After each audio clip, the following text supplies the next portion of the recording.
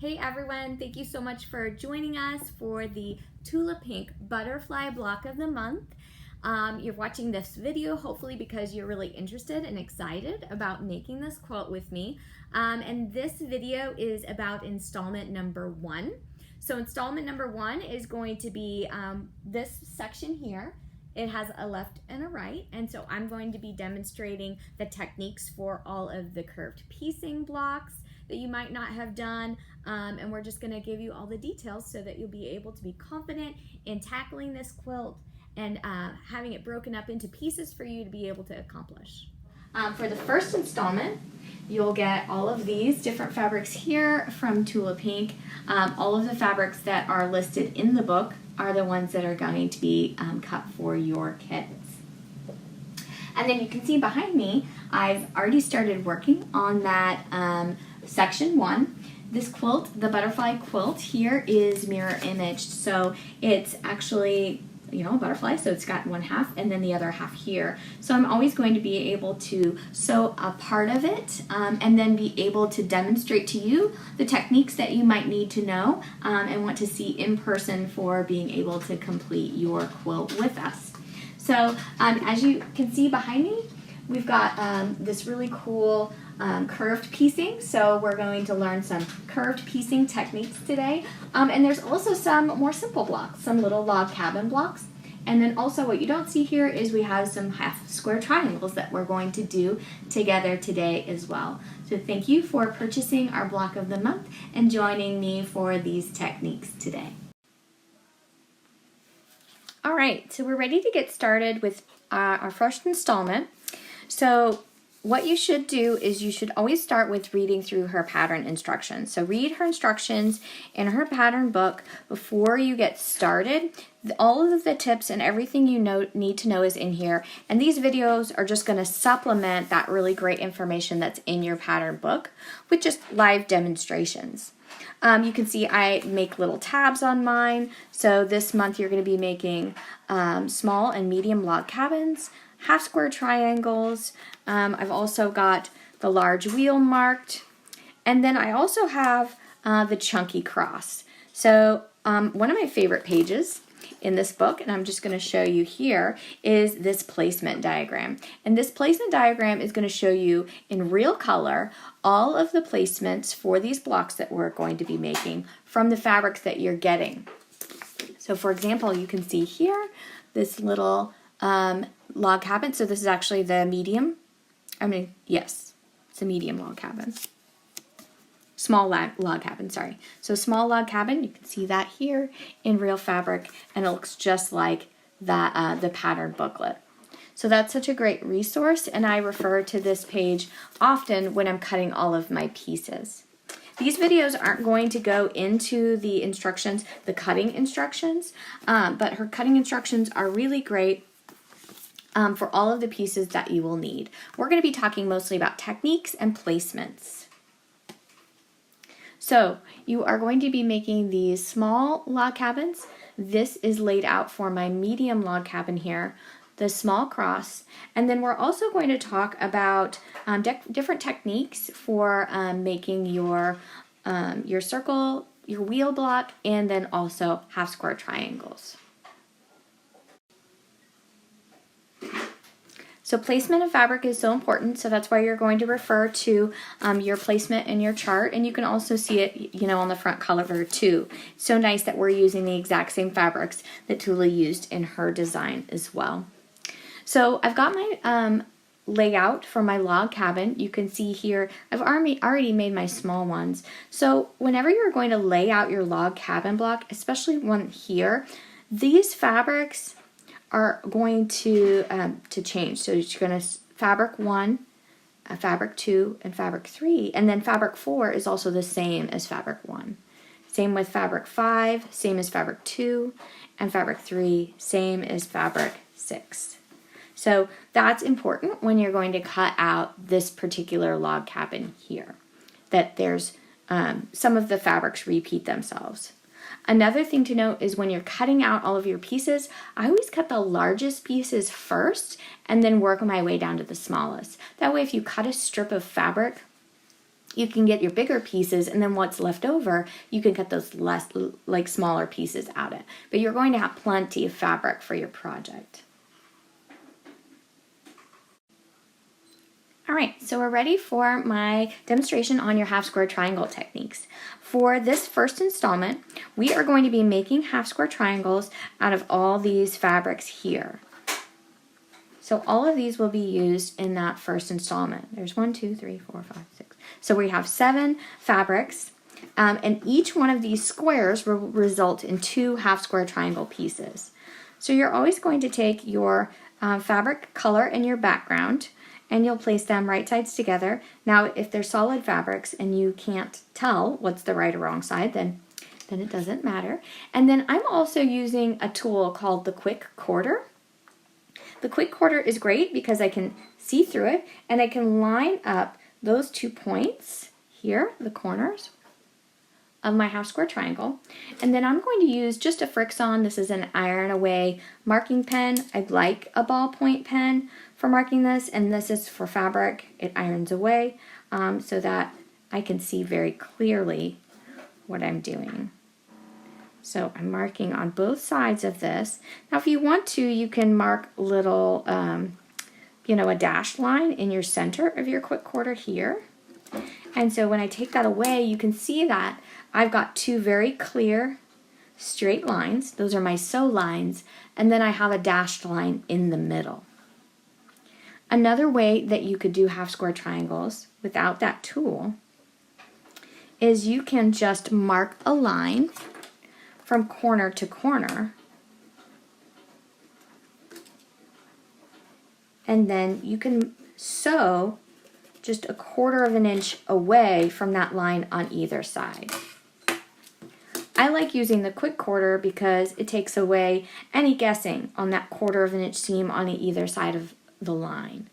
You are going to have to use accurate 1/4 inch seams on all of your piecing.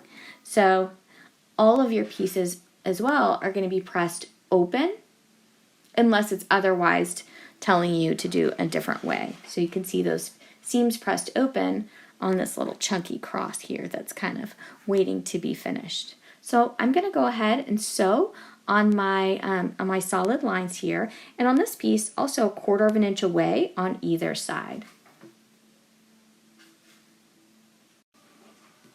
All right, now I've stitched on my lines, and I'm going to cut these apart now. So I will cut them apart right in between on that marked line I drew there, and then on this one, because I used my Quick Quarter, my dashed line is my cut line, and that's ready to go. So now I've got a half square triangle unit, and I'm ready to press these seams open. So all of your seams are going to be pressed open, and then we're going to be squaring these up so that they're correct size. All right, so I've pressed these blocks, and now they need to be all made the same size. So a lot of half square triangle patterns are very forgiving, and so they make them a little larger than what they need to be. So I'm going to trim this down to 2.5 inches. Now my square up ruler has a diagonal line, and I always line up that diagonal line with the diagonal line on my block. So what you can see here is I've got enough room that I could square this up all the way to 3 inches. See how I have fabric all the way beyond my ruler, even on this outside out? I could square it up to 3 inches here. But I want this to be 2.5. So I'm just going to take off these shreds out here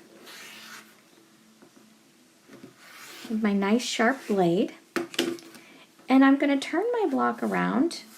You turn it around and place that 2.5 inch line on that fresh cut edge.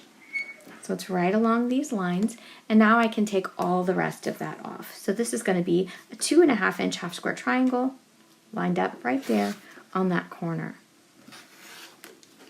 So you'll make all of those beautiful little half square triangles of lots of different colors. Now let's get to work on our large wheel. So Curved piecing doesn't have to be scary. It can be a lot of fun. And so I'm going to show you the techniques to make it a lot easier for sewing these curves. So you always start by making some templates. I like to use template plastic.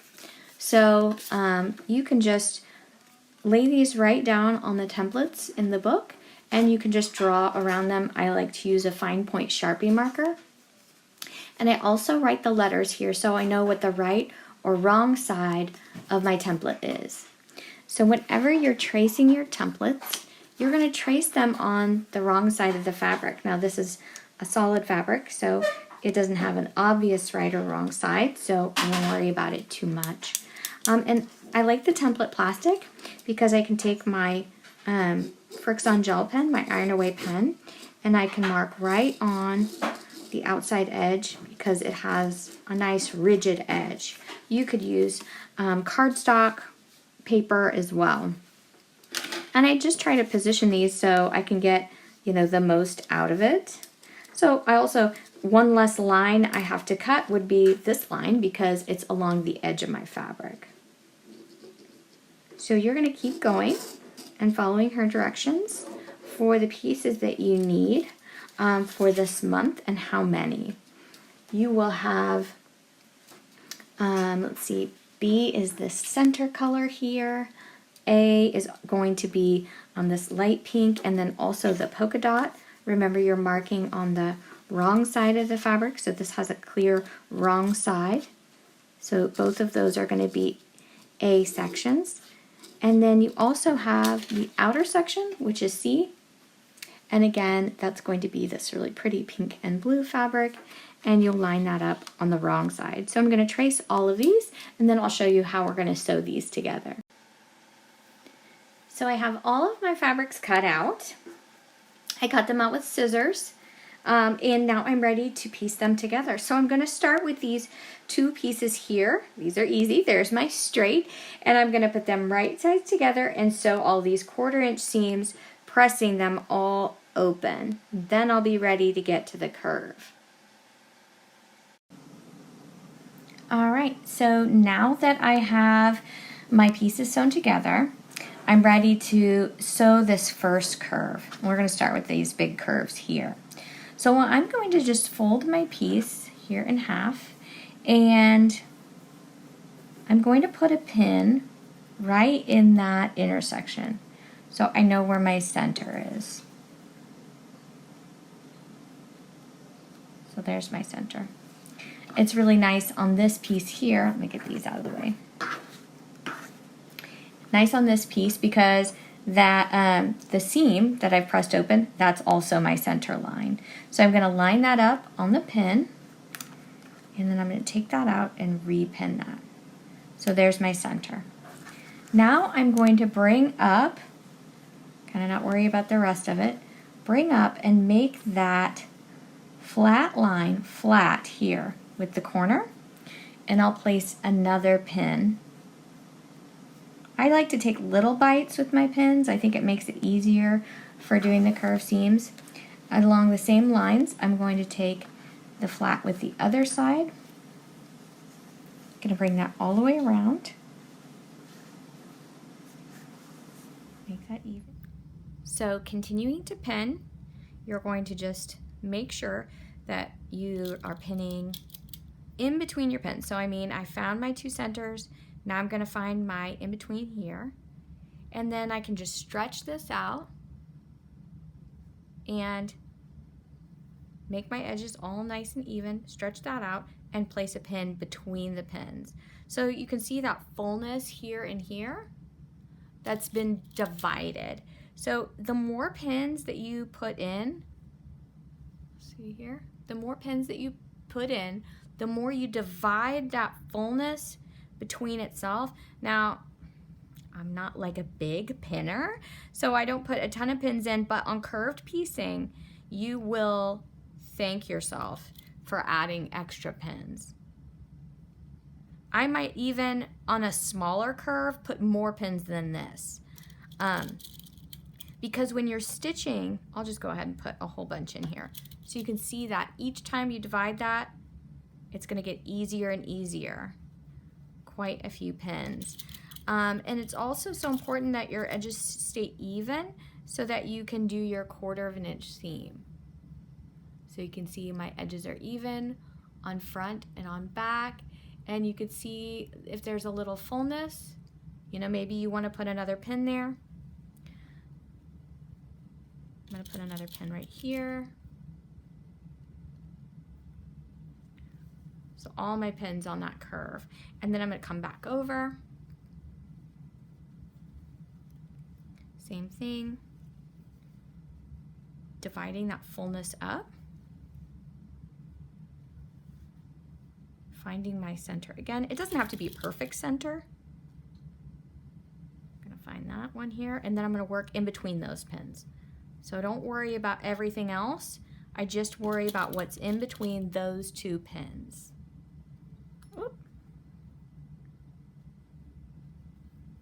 Okay, and then I might put another one in between these 2. So yeah, a lot of pinning, but it's going to be worth it in the end. Right in between those 2. So now you can see I just have to worry about this section here. Again, I'm going to kind of flatten that out, smooth it out, put a little pinch in the middle, and in between those pins, you can see on the back side everything's even. And then on the front, I'm gonna get in between these pins. You'll see when we go to sew why all of these pins matter. Okay, so as I start pinning, you can see that the whole thing flattens out pretty nicely. So I've got this side which has my curve, and then I have this side which has that, like the outer piece. You can see the outer piece kind of ripples around while the other piece lays nice and flat, okay? Now, I'm going to sew this here from actually this side so I can watch my fullness and make sure I don't get any tucks, but I do like to pin it from my flat side. So I'll take that over to my sewing machine so you can see how that is going to get stitched. So here we are at my sewing machine. A couple notes, I'm using my 1/4 of an inch foot, so it's a 1/4 of an inch from the needle to this edge of my presser foot. And I also have my Bernina dual feed engaged. The dual feed is super helpful with any curves or shifting in the fabric because you will have none. And also my machine has the unique capability so I can have my hands free to be able to position my fabric, and then I can just lower the presser foot with my foot or my knee so that my hands are free for all this pin removal and guiding.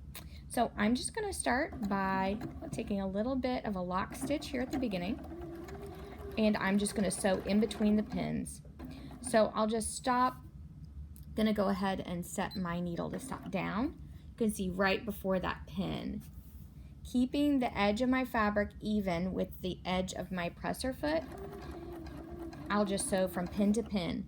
And that is going to reduce any fullness. Like you could see here, I have a little bit of fullness coming up between these 2 pins.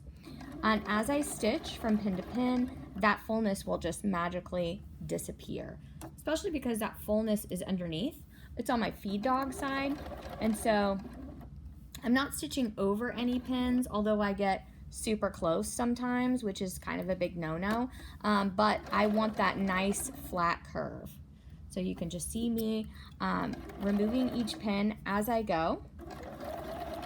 I'll try to get another view too, kind of overhead view. My seam here is pressed open, and I want to make sure that stays pressed open. I have pinned it, but you can see that once you do all of this pinning, really you don't have to do a whole lot of struggling with the sewing part, because I accidentally took 2 pins out there. It'll still work out. You've done all that extra work with the pinning part, so you shouldn't have to do a whole lot of extra stretching or anything when it comes to the actual piecing part. So if you're not a pinner, you're going to become one just from this project. You can see here I'm at the very end. That last pin kept everything nice and straight, and I'm just going to stitch off. I like to do just a little back stitch or a lock stitch on this particular project. I'm going to cut my thread, and you can see here my 1/4 inch seam, and everything is gonna lie nice and flat. I'm pretty excited about that here. So you can see that seam is all sewed. All of my edges are even, and I'll show you how this is going to get prepared next. We might do one more view here of that curved piecing for you. Okay, let's do one more view here of our machine stitching from this top side. So again, I'm going to just start here on the edge, lower my presser foot. Now if I don't like that, here, I'm gonna make sure my presser foot is starting good. There we go. So I've got this nice hover, and I'm just gonna start. It's gonna take a few stitches and lock me in there. Again, I'm just gonna sew in between the pins, and you can see as I get close, here's the edge of my pin. Just gonna take that out, and then it's gonna have all of this here secure. Keeping that. I tend towards a scant 1/4 inch seam myself. So depending on your, your seam allowance too, I'm just trying to keep that even with the edge here of my presser foot. But you can see it's not really coming beyond there. And, ooh, I got really close to the edge of that pin. Just stitching in between the pins. I like to have the part up here at the top that's kind of ripply. I like to see that. I like having that on the top side. I feel like that makes a difference for me. Can kind of just scooch that out of the way. If you get any bubbles or anything, they're going to be out here. Just keep removing your pins as you get to them. You're going to need to take this slow. Because you're just stitching from pin to pin, and that helps slow me down too because I'm usually pedal to the metal. Okay, you can see I'm coming up here on my end. If I need to, I can always raise up my presser foot and maybe just smooth or readjust this, especially this end, because I want all that to stay nice and flat. Once I've got that readjusted, I'm good to go. I'm gonna sew a little stitching and then a knot. There we go. Awesome. So another one down. So you've got several of those to do, and I'm going to show you how to finish these up next. Now that you're a curved piecing pro and you've got some curves sewn in, let's talk about how to make them lie even flatter, even nicer. So one of the steps that you'll want to take is you'll want to clip your curves. And what this means is you're just going to take little clips just to the stitching line, not past it. I've got that white thread. Let's see if I can see it better on this side. Oh yeah, here we go. You've got that white thread or whatever color you're using. Just clip. You don't even have to clip that much. Maybe every 1/2 inch. Especially where you've got a tighter curve, you might want more of these little clips. And then what that's going to do is it's going to lie even flatter. And you want to press that going towards this big outside piece, and that'll just lay nice and flat. So now we're ready to pin our little piece on, much in the same way that we did our other piece. We're going to find our center.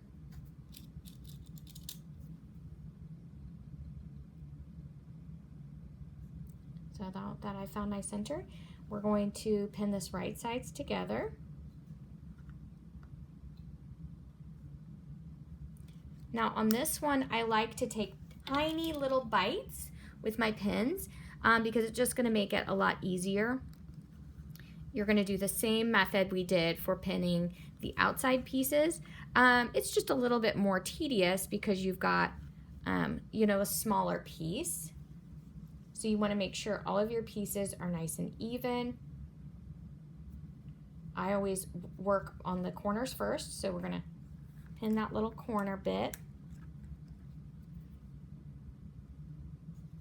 And then you're going to work in between the pins, just like we did before. Remember, we're going to keep that all nice and flat. And I'm going to find my center first, and then divide the bulk between the centers. There we go. And then I'm gonna pin, I know it seems like you shouldn't have to pin this close together, but again, pinning more on this is gonna be a lot easier for you to stitch it. Okay, and then one more here.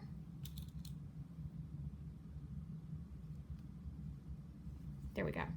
So I've got that side all pinned, and you can see here, this is my flat side. I did say on the previous step that it was easier to pin from this side, so maybe I should actually do that. Make my corners even first. There we go.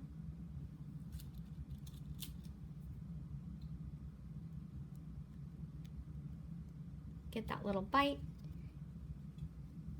And then flatten that out. Make sure all your edges are even. You can see how much more curve on a smaller piece you have. Not to fret. You're gonna put lots of pins in this. Okay, so now I've got those two, and now I'm gonna split the difference. You can kind of see wherever you've got that fullness, you wanna make sure a little fullness goes on each side of your pin.